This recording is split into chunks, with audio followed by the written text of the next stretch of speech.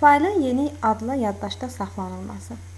Biz fayl menüsünə diqqət eləsək, burada bir saxla əmri var. Eyni zamanda fərqli yadda saxla əmri var. Saxla əmrin mən yeni bir flipchart açmışamsa, o flipchartın üzərində hər hansı işlər görmüşəm, tapşırıqlar hazırlamışamsa və onu yaddaşa vermək istəyirəmsə, fayl menüsündən saxla əmrini seçirəm. Mən artıq flipchartımı yaddaşda saxlamışam Qızılgül adı ilə.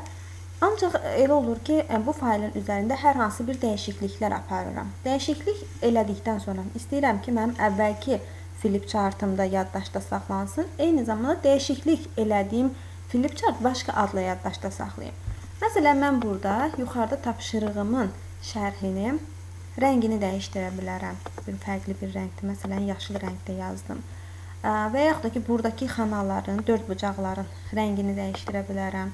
Rəng doldur alətindən istifadə edərək, məsələn, fərqli rənglərdə rəngində dəyişiklik elədim və əvvəlki versiyamda, yeni versiyamda kompüterimdə saxlamaq üçün daxil oluram fayl menüsünə, fərqli yadda saxla əmrini seçirəm. Seçəndən sonra yenə saxla əmrində olduğu kimi bu faylı da harda yerləşdirmək istəyirəmsə həmin hissəni seçirəm. Məsələn, elə iş masasında. Və faylın adına, bayaqki adı Qızılgül idi.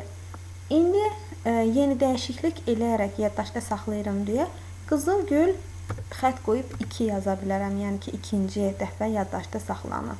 Saxla əmrini sıxmaqla mən artıq yeni addan faylımı yaddaşda saxlaya bilərəm.